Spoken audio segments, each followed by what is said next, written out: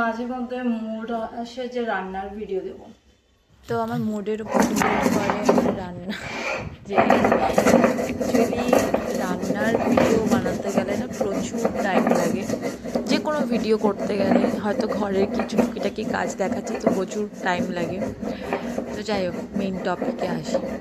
Main টপিকটা হলো যে অনেক দিন ধরে ভাবছিলাম যে গন্ধরাজ চিকেন খাবো, আর আমি আমার বন্ধুর বাড়িতে ওর জন্মদিনে গন্ধরাজ চিকেন খেয়েছিলাম, যেটা কি ওর দিদি বানিয়েছিল। তো আমি রেসিপিটা তার কাছ থেকে নিয়ে, মানে তার দিদির কাছ থেকে নিয়ে আমি আর রান্নাটা এই যে করছি। আমি এবার করেছি, যেহেতু গ্যাসের ক্রাইসিস রয়েছে, যেহেতু আমি একা তো খাবো অনেক দিন তো ধরে আমার এই যে এই চিকেনটা বানাবো 200 একটু গ্রাম তো আমার চিকেন গ্যাস লাগবে। ফুরোবে। তো সেটার জন্য আমি অনেক দিন ধরে চিকেনটা বানাচ্ছিলাম না, তো আমি ফাইনালি ভাবলাম যে বানিয়ে নিই, দেখি কি হয়। তো কপাল খারাপ যেটা ছিলই, আমার গ্যাস ফুরিয়ে যায় অর্ধেক রান্না করতে করতে, যেটা ভিডিওর মাধ্যমে দেখতেই পারবেন যে আমার কড়া চেঞ্জ হয়ে গেছে। এবার রান্না করতে করতে গ্যাস যখন ফুরিয়ে গেল, দেন আমি আমার ল্যান্ডলর্ডকে ফোন করি যদি একটু তাদের ঘরে রান্না করা যায়, যেহেতু আমি যেই ফ্ল্যাটে থাকি সেখানে ল্যান্ডলর্ড থাকে।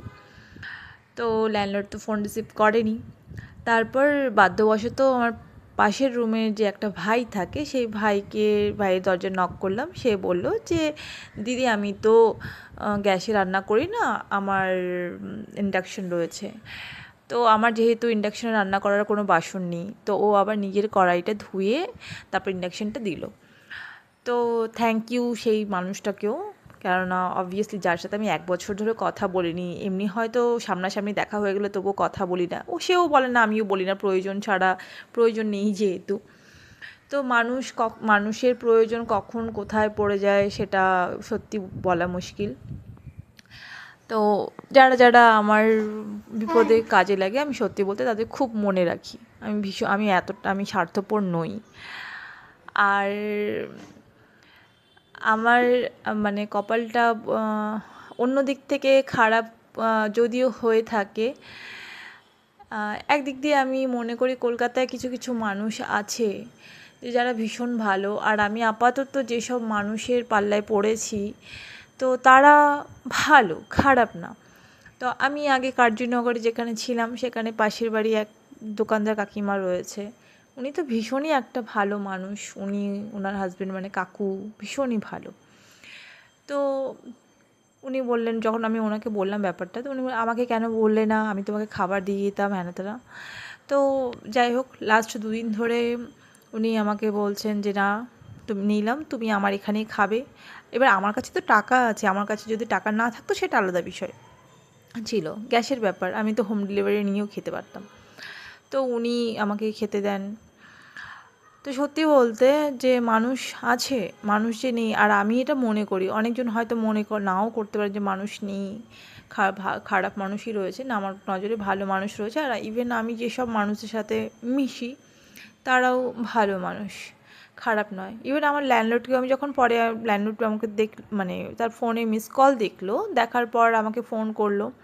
তো আমি সুইমিং ক্লাস যেহেতু করছিলাম, সুইমিংয়ে ছিলাম, তো আমি ফোন রিসিভ করতে পারিনি। তো পরে যখন আমাকে বলে যে ফোন করেছিলে কেন, তো আমি যখন তাকে আমার ব্যাপারটা বলি, তো উনি তারপরে বললেন যে হ্যাঁ, তো আমার ঘরে কাজের মাসি ছিলই, তুমি যেতে পারতে, আর 1টা থেকে 2টো 3টের মধ্যে কাজের মাসি থাকে, তুমি গিয়ে রান্নাটুকু করে আসবে।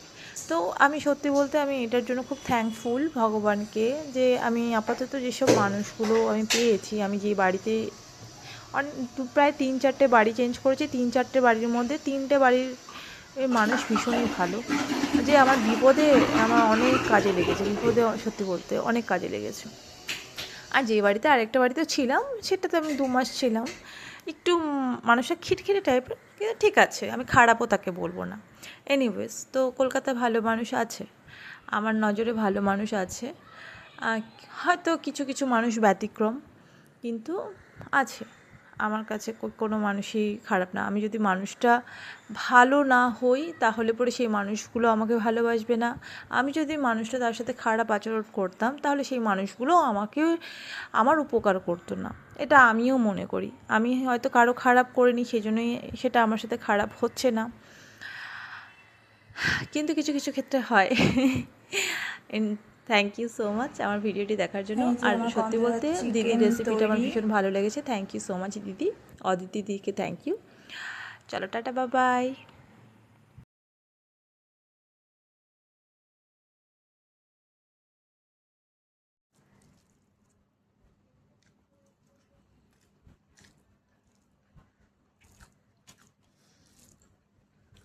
দারুণ হয়েছে।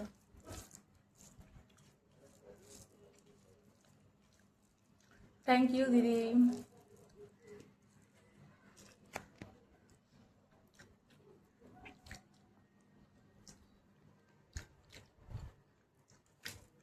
তোমরাও ট্রাই করো, অবশ্যই তোমরা খাও। Bye bye, thank you so much.